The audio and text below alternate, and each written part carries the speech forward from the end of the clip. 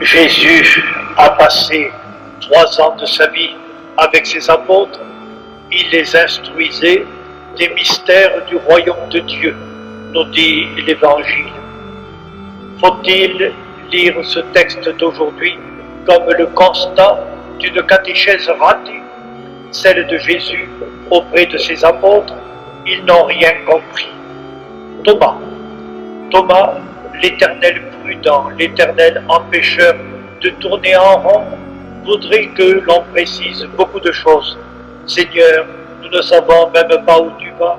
Comment pourrions-nous savoir le chemin? Nous ne savons pas sur quoi débouche la vie. Y a-t-il un chemin?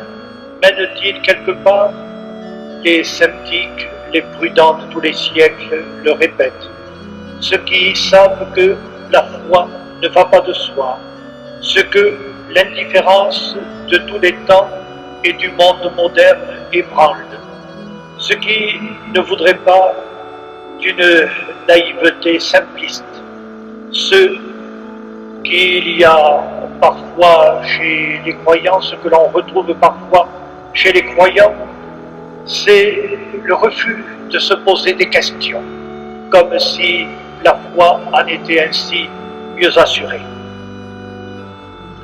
De son côté, Robert Aron écrivait « La foi chrétienne, oui, mais tout cela me paraît crever de tels points d'interrogation. » Et si Thomas était seul, mais il y a Philippe, lui aussi n'a rien compris, montre-nous le Père, et cela nous suffit, dit-il à Jésus, comme au bon vieux temps du Sinaï, avec des orages et des éclairs, et la voix de Dieu qui gronde dans le tonnerre.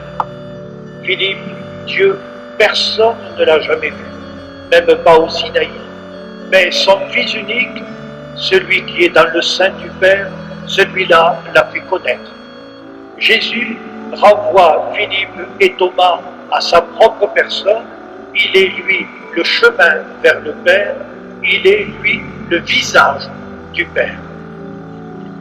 Dimanche dernier, en se disant le berger de la multitude et la porte inexorable par laquelle il faut passer, Jésus s'affirmait comme l'absolu, le critère suprême, la règle suprême. Aujourd'hui, il va même plus loin, il nous dit qu'il est le visage même de Dieu. Jésus-Christ est Dieu, disons-nous dans la foi. Aujourd'hui, renversons la formule un instant. Dieu, c'est Jésus-Christ. Dieu, en visage d'homme, c'est Jésus-Christ.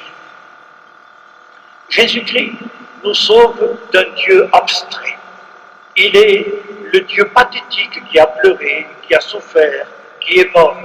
Il est le Dieu d'amour à la poursuite de sa créature pour lui proposer son amour.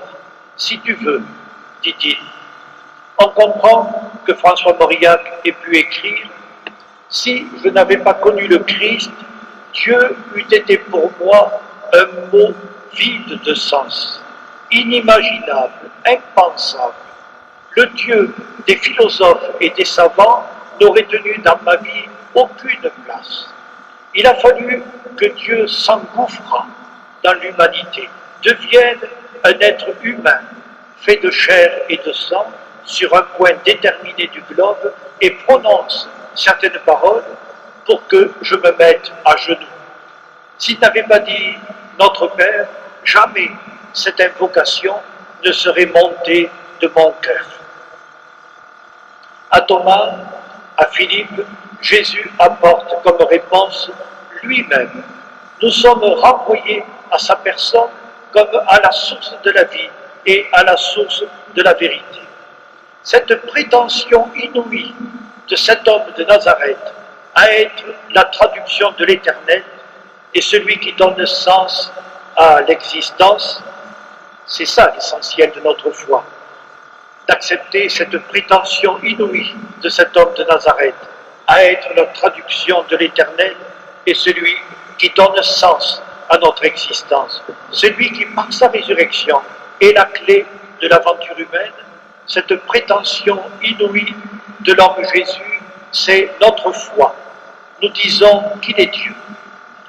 nous disons qu'il est Dieu et pas seulement un prophète, et pas seulement un cœur généreux, et pas seulement un maître de sagesse, et pas seulement un prédicateur social exigeant, mais tout cela, parce que plus que cela.